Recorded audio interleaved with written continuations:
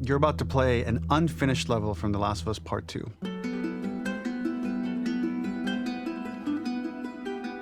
The reason we added this section is there are a few sequences, and we picked the 3 of the best ones, that we cut from the game. You know, often we build a game that's much bigger than what ends up being the final product. They were months away from being finished, but we wanted to give you an insight of what it's like when we built a game, because often we have this whole thing constructed and it doesn't have final art or audio or dialogue. And here you get to see the building blocks of what it's like when we first string a bunch of these levels together. This is the intro to the first deleted level, and this one is the roughest of the 3. We wanted to show more of how Jackson operates. So this is the festival where Ellie ultimately kisses Dina. This sequence would have come very late in the game as a flashback sequence while you're in the farm with Dina. And we wanted to show what is the rest of Jackson doing, and wanted to put on the stick, make it interactive. So you could see when you're outside, there are all these almost like carnival games that you can play. You could mix drinks, you could play with these kids that are playing a sort of clicker Marco Polo, sit down and listen to conversations. And all the different interactions were first or second pass, very, very early passes. The building blocks are there, but nothing is final. And ultimately, while we were very excited by this sequence, it's pretty fun and lighthearted. It just slowed things too much as we're barreling towards the end of the story at this point. So again, reminder, rough, missing audio, missing animation, missing gameplay tweaks, missing dialogue, but pretty representative of what it would have been. So enjoy.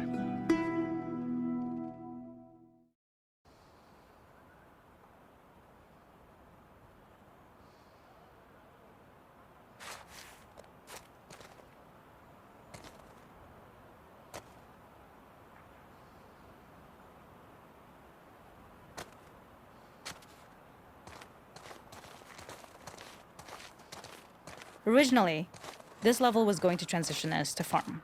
We would go all the way through to the dance, where Ellie and Dina share their first kiss. Then we would play through farm, and when Ellie plays the guitar at night, she would remember the Seth incident. So, the opening for this was a little tricky. We needed it to match at least a little what you might expect emotionally coming from prior beats, because we were already purposefully disorienting you in time and space. Remember, you just came from this huge fight. To jump straight into it would have been a little too jarring. After some back and forth, we rooted it in Ellie's nerves, calling back to her hands shaking in the theater. But this time, for a much more innocuous reason we'll find out later. She's nervous because she has a crush on Dina, who is the only reason why she's here at the dance. Something we really wanted to do was highlight the way their lives had turned upside down since she went down this path. We had this idea of recontextualizing all of our usual gameplay mechanics that were designed for really violent ends. The workbench, door bashes, throwable weapons, and even the infected, which is my personal favorite. Peppered throughout the level are moments of levity or shared history, all the while seeing how happy and mundane they all were before her huge revenge odyssey. It is not a festival without one of these throwing games. This one, of course, uses our throwable system where you're often chucking explosive things or stunning things, but for a more wholesome purpose, although some people take this game really seriously. A fun aspect of this is if you did well, you could win a toy here. Ellie would place it in her pocket. If you had done this, you'd find the toy with JJ, the baby, later back at the farm. When we cut this, the toy made it through anyway because it was so cute. It is the same one you see on the tractor at the farm. Ollie the elephant. The makeup artist is pretty simple. It's one of those little in-game scenes we peppered in to make it feel like Ellie had roots in the town. Hallie, our writer, mentioned that in her mind, an ex-girlfriend of Ellie's tattooed her arm to cover up her scar. So we figured this might be the only time you get to see that. We wanted to hint at it and allude to it and make it feel like there had been so much more that had been happening and so much more that Ellie threw away.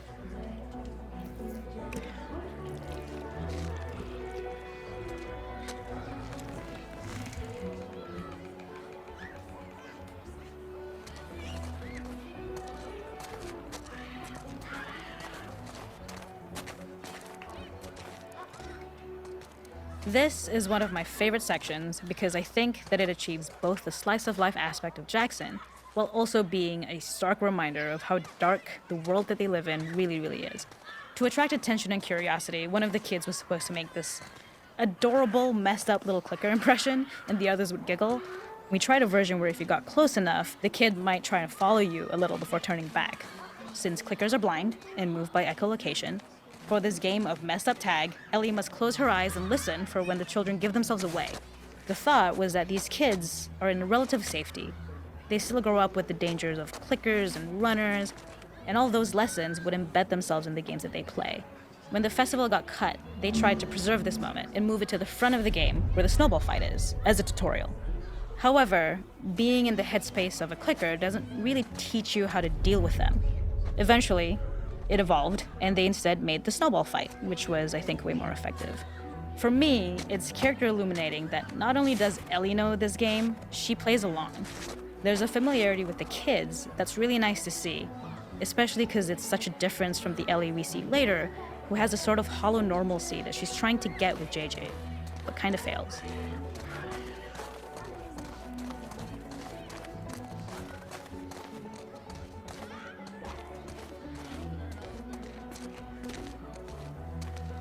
There's a hidden spot at the back that was just a bit of fun.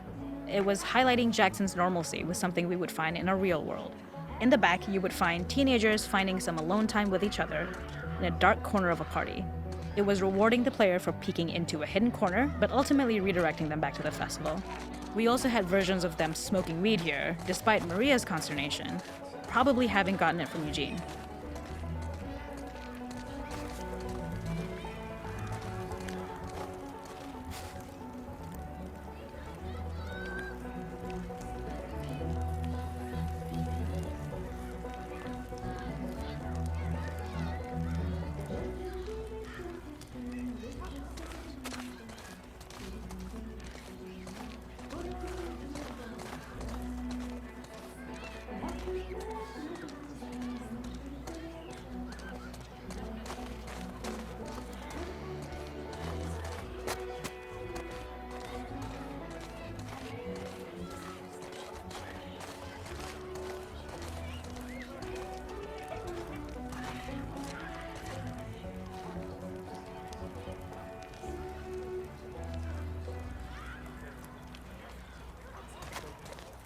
We use our workbench a lot to make a lot of things that kill and maim and hurt people.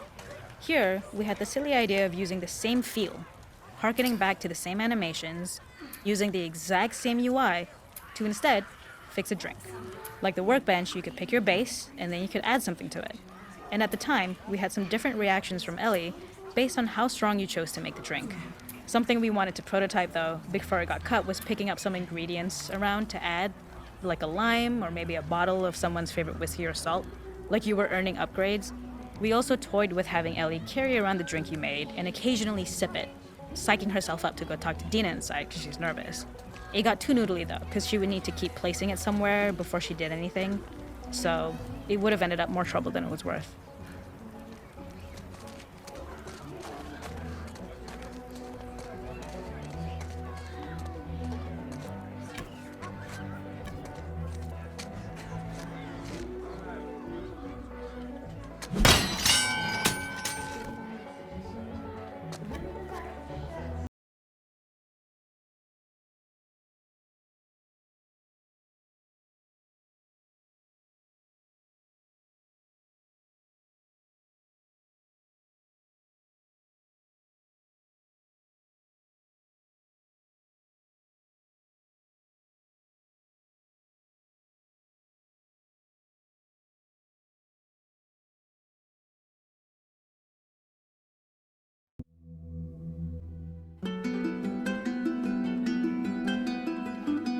In this second deleted level, which is an extended sequence of the sewers in Seattle, this comes on the heels of where Ellie goes into a building and she survives an attack by stalkers and gets thrown out of a window and gets swept away by the current. And then we cut this section that used to be there in the final game.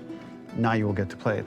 So this was a way to get a bit more interesting puzzles, interesting traversal, figure out how Ellie can navigate the sewers with the fighting current. Ultimately, with a lot of these levels and these sequences, the reason why we cut them were for pacing purposes. But here it is for you in this very kind of raw form that part of it will feel finished, parts of it will feel like assets are missing as far as audio, animation won't be final, but it's a glimpse into what a game looks like when it's months away from finishing. Enjoy.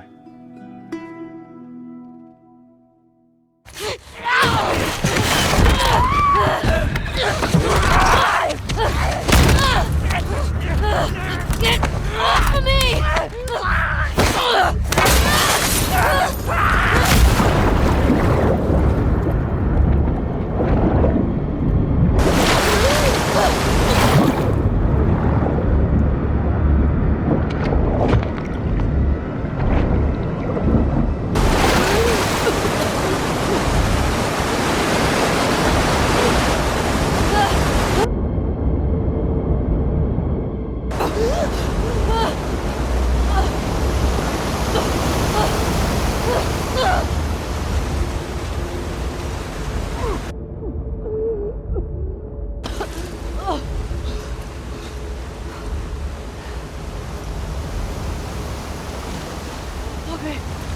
Okay.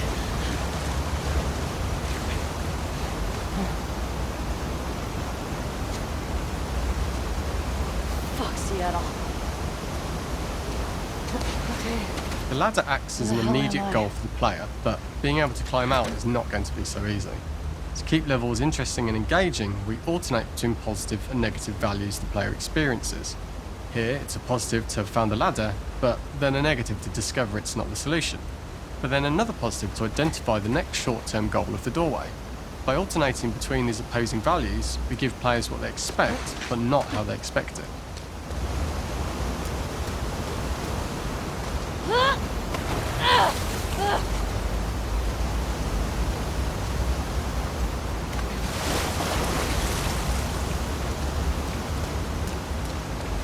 This level, internally known as Find Nora, was quite long in duration as we had to make Ellie traverse a far distance to the opposite side of downtown Seattle. The sewer section was originally longer than what we released the game with, approximately 10 minutes more. This was one of the few areas of the game that used water flow as part of a traversal puzzle. The player has to go upstream to use the current to get to the platform to reach the other side.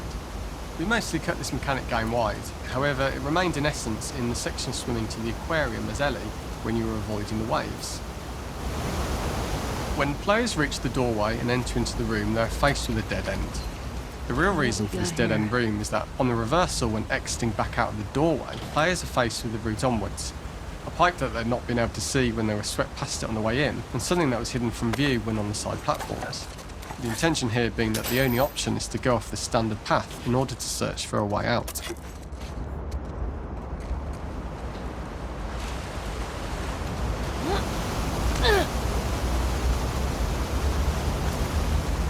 Get me the hell out of here. Throughout the rest of the level, we also used light to indicate to the player that they were heading in the right direction. At each turn, however, we blocked the direct route forward.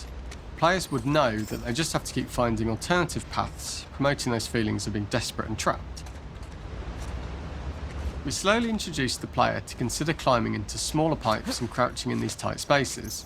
Up This and is out. to slowly build up to and encourage going up and out. the player to climb into such a small pipe that they'd have to be crawling on their stomach, which is something that the player previously may not have recognised as a playable space, let alone the desired route they need to take.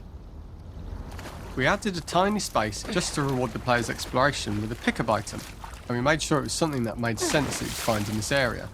A canister and all the garbage that had been washed into the sewers from the surface.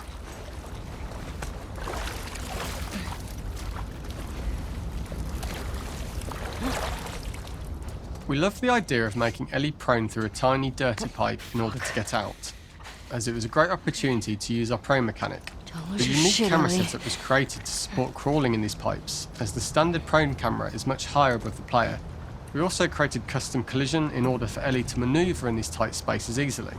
Initially, the oblong collision capsule around her character caused issues crawling around corners. We put extra effort into the custom corner collision, so the movement experience is as smooth as the main game.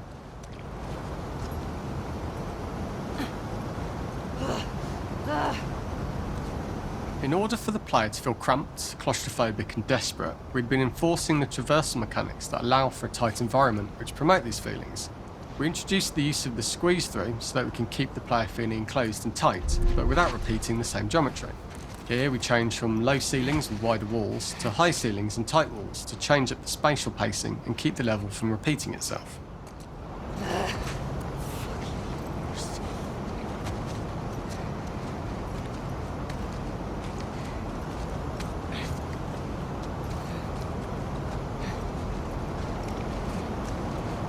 This would be a really shitty place to die.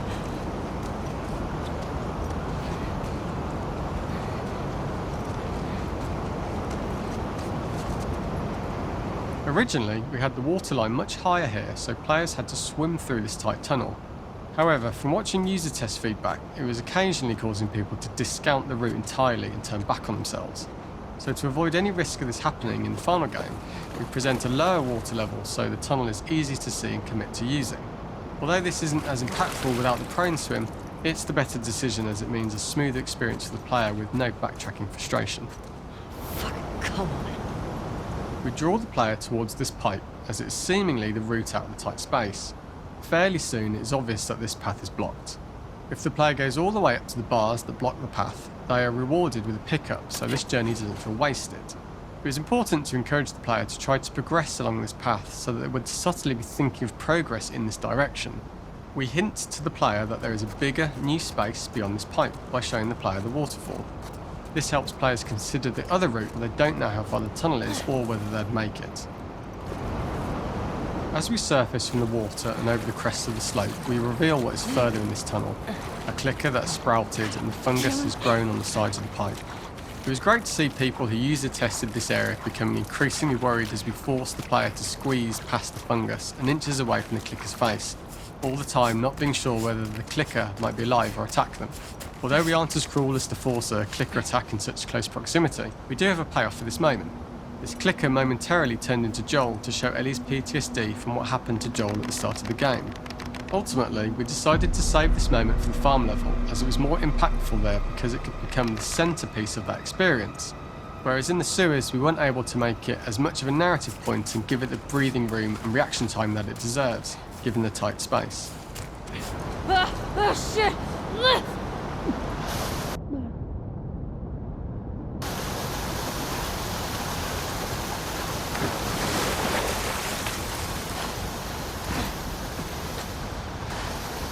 For the final section, we eventually opened you out into a wider area as you traverse through such tight spaces leading up to this. So changing the environmental pacing makes it begin to feel like we're coming to the end of Ellie's ordeal. An earlier iteration used the current that we'd shown at the start for a slightly tougher traversal puzzle to conclude the sewers. The ladder was clearly visible from most of the area, but the player was faced with a fast-flowing torrent of water they couldn't cross. If the player attempted to jump into the water, they were not able to swim across the ladder due to the water's speed. But instead, they had to traverse the pipe running along the top of the space in order to get across the water.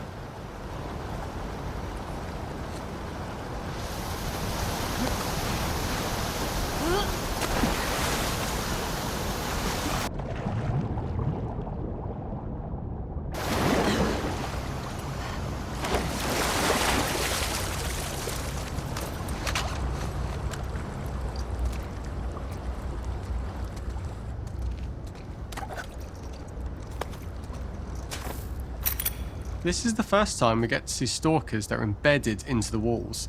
So this optional room is a nice little early extra that the player gets if they explore. We also use the pickups to lure players over to be close enough to trigger the stalker's attack. This caused quite a few jump scares with user testers who played our game before its release. Right.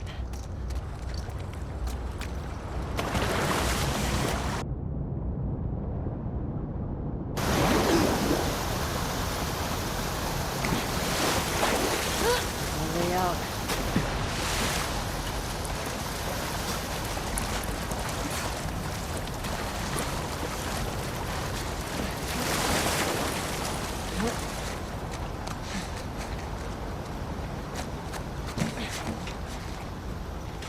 Using this pipe was retained in the iteration we shipped with, as it's the last of the extreme methods Ellie has to undergo in order to escape the sewers, and what she will go through in her pursuit of revenge.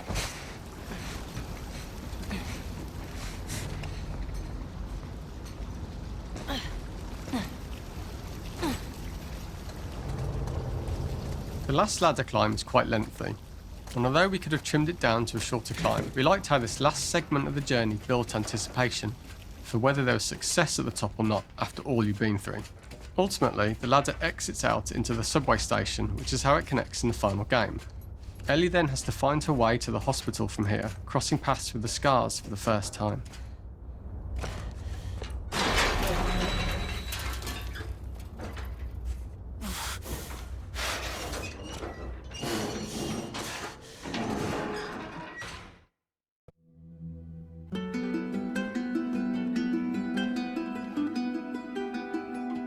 For this third and final deleted level, what we call the boar hunt sequence, this was a sequence pretty late in the game. It was right after the whole Seattle Abby sequence where Abby spares Ellie. And then we wanted to come back into Ellie's story, but keep it a bit mysterious of how much time has passed, where is Ellie now? So we're coming in on Ellie and she's following a trail of blood. And we wanted to mirror in a way the deer hunt sequence from the first game, but this time do it with a boar. And there's something with Ellie that now she can't let go of this violence. She's pursuing it, even against this innocent animal.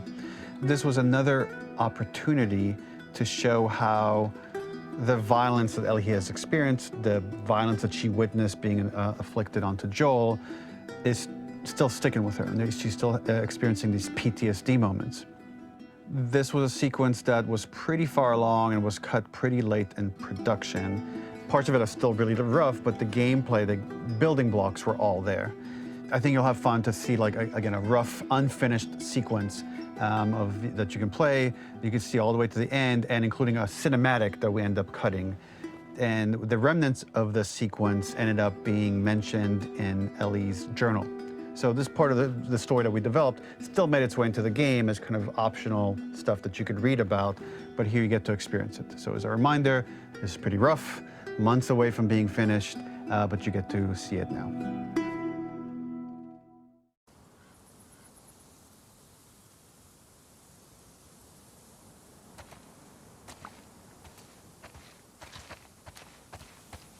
So the boar hunt was one of the hardest levels for me to work on. It was a huge challenge with the systems that we had, and we kept trying, but it never felt quite right. Originally, the level happened after the Jackson Festival, which also got cut, but before Farm. Once the festival got cut, it became the prologue to Farm. The intended experience is that we jump forward in time after the fight with Abby in the theater. We don't know where Dina is. We likely assume she's dead because she was just bleeding out. Ellie is alone. Her hair is short. So maybe this is the future or the present. And she's hunting. Hunting who? Abby still? In early iterations of the fight, it was more arena-like. The player slowly whittles down the boar's health. Ellie gets more visceral and more vicious. We get a little worried about her. As the boar gets weaker, more panicked, more feral, and we start feeling sympathetic to the boar was the hope. In all of these iterations, especially of these wider areas, it required custom AI and scripting to make sure it continued to feel organic as an animal, but we really needed it to do specific stuff. It needed to be able to close distances really, really quickly. It needed to charge to attack, but we wanted the feeling of hunting, so we needed to track it down from afar. And we also needed to discourage the player from attacking the boar when it's that close, or it would kind of turn into this melee kerfuffle. How do we do this in our world while keeping the boar believable? We must have gone through 5 or 6 iterations of the boar fight and all, and every single time it changed pretty drastically. We split it into clear phases, where one was like all long range. We tried another where you're getting close and you get to jump on it quite literally. You're jumping off of a rock to attack it. And then finally, we tried a bunch where you almost sort of go around a bunch of trailers and try and wrestle it. We uncovered after some time that taking down a boar over several phases felt very laborious and a little dramatic. It was comically long, it felt too boss-like, a little too gamey. We decided to cut the first few phases, and we opted for a cold open after the boar had already been hurt off screen. So that allowed us to focus on feeling like we're closing in on prey and to introduce the boar when it was at its most dangerous. Already hurt, already feral, much too close for comfort. And so the thinking was it would bring us more into Ellie's mindset. Is this really hunting for food, or is she hunting for some other reason?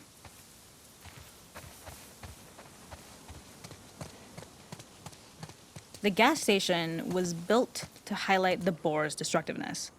Since it's cramped, the bore feels larger. We also feel trapped with it, though perhaps it's trapped with us.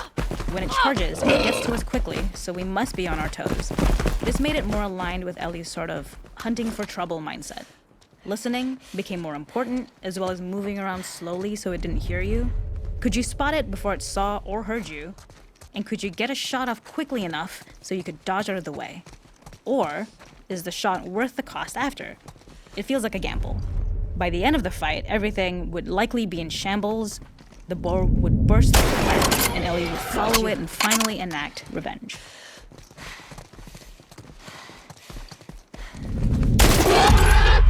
It's over. Nowhere to run.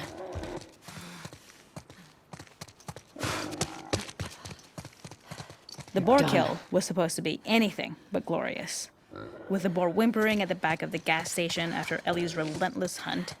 After this, hearing the drone that we kind of come to associate with Ellie's trauma, we would hard cut to the stream where she's washing her hands and holding rabbits that she hunted, about to return to Dina. And there would be no mention of the boar.